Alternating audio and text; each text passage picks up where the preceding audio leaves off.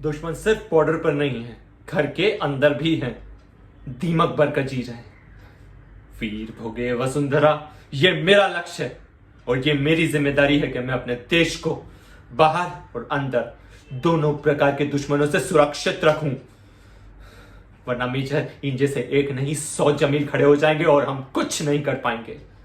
और तुम किसे बचा रहे हो? इसे, इस जावेद को। कौम क्या होती है जानते हो?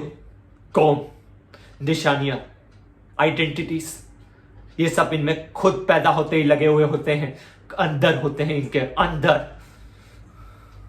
और इस जावेद के अंदर तो इसकी कौम इसकी नस नस में, इसके खून में बसी हुई है।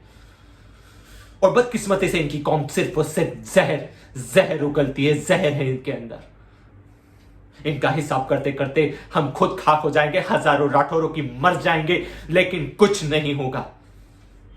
ये मेरी और तुम्हारी किसी टॉक शो की बात नहीं है, ये पूरी कायनात की बात है। और इसीलिए तुमने अपने सर को मिट्टी के अंदर धंसा रखा है, शतुरमुर्ग की तरह। इसे बाहर निकालो और देखो, अपने विवेक का इस्तेमाल करो मेजर। हर तारीख में इनकी मौसमी मजहब इनके आतंक का मोहर ठोक देती है और इनकी तारीख को साफ करना आता है मुझे मेजर, और मैं वही कर रहा हूं, सफाई।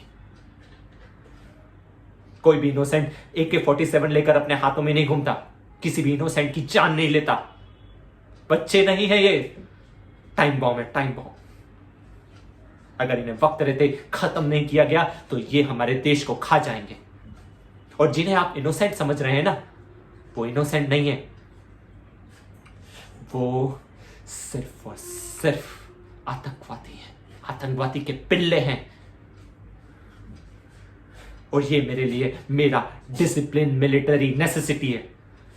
और तुम मुझे सही और गलत का ज्ञान मत दो, तुम्हारी इतनी औकात नहीं।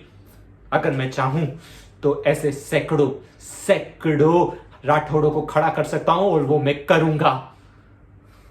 सबको मारूंगा मैं, एक एक दिमाग को निकाल कर मारूंगा, ताकि एक और समीर पैदा ना हो, एक और वसंत बिहार के घर में आग ना लगे, एक और तनु की रेप ना हो।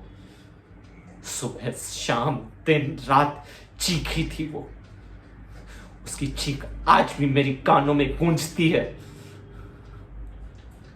इसलिए मैंने कहा था राठौर को गोली मार देने के लिए, बच्चे हो या बूढ़े, किसी को ना छोड़ने के लिए, सबके सबको गोली मार देने के लिए मैंने कहा था। अगर हम इन्हें नहीं खत्म करेंगे तो ये हमारे देश को, हमारे को, सबको खत्म कर डालेंगे। अगर करना है तो इनकी कौम का सफाया करना पड़ेगा।